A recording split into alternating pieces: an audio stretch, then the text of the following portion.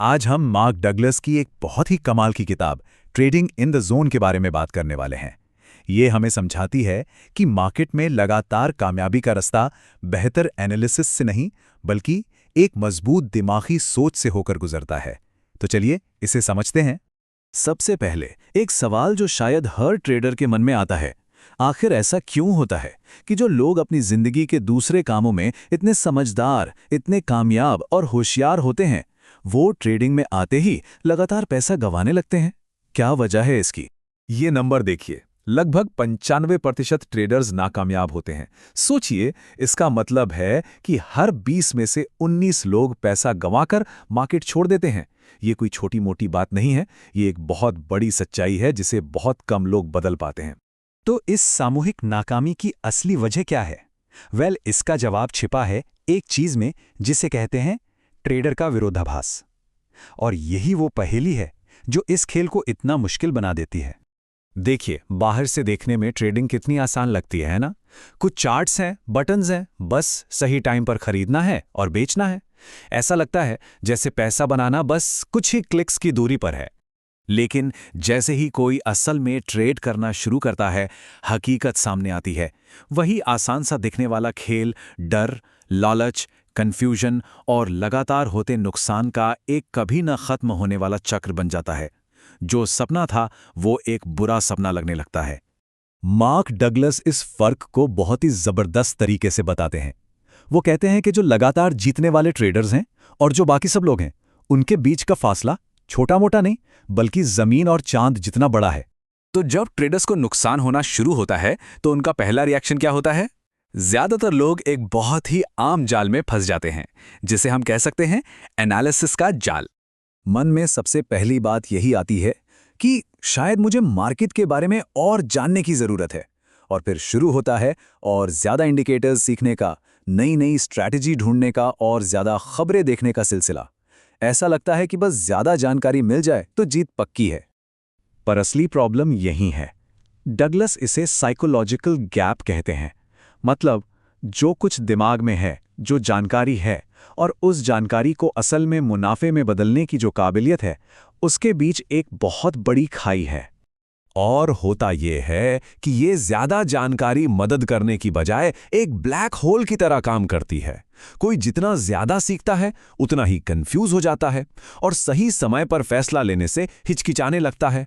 नतीजा मुनाफा नहीं, सिर्फ कंफ्यूजन बढ़ता है। तो अगर ज्यादा एनालिसिस जवाब नहीं है तो फिर क्या है? यहीं से कहानी असल में दिलचस्प होती है। असली जंग मार्केट के चार्ट्स पर नहीं बल्कि हमारे अपने दिमाग के अंदर लड़ी जा रही है। ये समझना बहुत जरूरी है कि मार्केट हमारा दुश्मन नहीं है। असली लड़ाई तो हमारे दिमाग में चल रही भावनाओं से है, हमारी उन स्वाभाविक आदतों से है जो ट्रेडिंग के लिए बिल्कुल भी सही नहीं है। डगलस 4 सबसे बड़े डरों के बारे में बताते हैं जो एक ट्रेडर को चलाते हैं। पहला, गलत साबित हो जाने का डर। दूसरा, अपनी मेहनत की कमाई खोने का डर। तीसरा, किसी बड़े मौके से चूक जाने का डर, जिसे फोमो भी कहते हैं। और चौथा, किसी ट्रेड से जल्दी निकल जाने और बड़ा मुनाफा छोड़ देने का डर।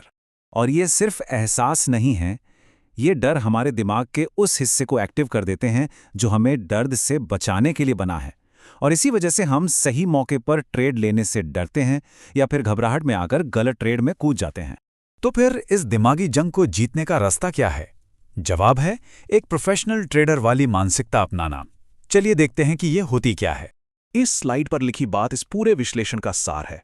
जो टॉप ट्रेडर्स होते हैं वो निडर होते हैं। इसलिए नहीं कि उन्हें कभी नुकसान नहीं होता, बल्कि इसलिए क्योंकि उन्होंने अपने मन को इतना फ्लेक्सिबल बना लिया है कि मार्केट का कोई भी उतार चढ़ाव उन्हें मानसिक तौर पर हिला नहीं पाता। अब इस मानसिकता को बनाने के 3 मजबूत पिलर्स हैं। पहला, हर ट्रेड के साथ जो रिस्क है उसे पूरी तरह से स्वीकार करना। दूसरा, ये सोचना छोड़ देना कि आगे क्या होगा और संभावनाओं के खेल को समझना। और तीसरा, अपने हर फैसले और उसके नतीजे की 100% जिम्मेदारी लेना। इसे एक कसीनो की तरह सोचिए। कसीनो को पता है कि वो हर बाजी नहीं जीतेगा और उसे इससे कोई फर्क भी नहीं पड़ता। क्यों? क्योंकि उसे पता है कि लंबे समय में उसका गणित, उसकी एज उसके पक्ष में है। ट्रेडिंग भी बिल्कुल यही है। आपको बस एक एज वाली स्ट्रैटेजी चाहिए और उसे बार बार बिना इमोशनल हुए इस्तेमाल करना है। अब आते हैं आखिरी और शायद सबसे मुश्किल लेकिन सबसे जरूरी पिलर पर, पूरी जिम्मेदारी लेना। सबसे पहले ये मानना होगा कि मार्केट ना तो दोस्त है ना दुश्मन, वो पूरी तरह से न्यूट्रल है। उसे रत्ती भर भी फर्क नहीं पड़ता कि कौन पैसा बना रहा है और कौन गवा रहा है। वो तो बस मौकों की एक नदी है जो लगातार बह रही है। ये स्लाइड दो अलग अलग दुनिया दिखाती है। एक तरफ है वो ट्रेडर जो मार्केट को, खराब टिप्स को या अपनी किस्मत को कोसता है, और दूसरी तरफ है प्रोफेशनल जो कहता है नतीजा चाहे जो भी हो, फैसला मेरा था और जिम्मेदारी भी पूरी तरह मेरी है। और यकीन मानिए, जिस पल कोई ट्रेडर ये जिम्मेदारी लेना सीख जाता है ना, पूरा खेल ही बदल जाता है। तब मार्केट एक दुश्मन नहीं बल्कि एक टीचर बन जाता है। तब हर नुकसान चोट नहीं पहुंचाता बल्कि कुछ नया सिखाकर जाता है। तो अंत में इस पूरी बातचीत का सार बस इतना सा है, ट्रेडिंग में असली जीत मार्केट को हराने में नहीं है। असली जीत अपने मन के डर, लालच और जल्दबाजी पर काबू पाने में है। असली महारत खुद पर हासिल करनी है। तो मैं इस एक गहरे सवाल के साथ इस चर्चा को समाप्त करता हूं। अपनी ट्रेडिंग को देखिए और खुद से पूरी ईमानदारी से पूछिए, क्या आप जीतने के लिए खेल रहे हैं पूरे आत्मविश्वास के साथ, या सिर्फ इस डर से ट्रेड कर रहे हैं कि कहीं नुकसान ना हो जाए? क्योंकि इसी एक सवाल का जवाब ये तय करेगा कि आप उन 95% में रहेंगे या कामयाब 5% में।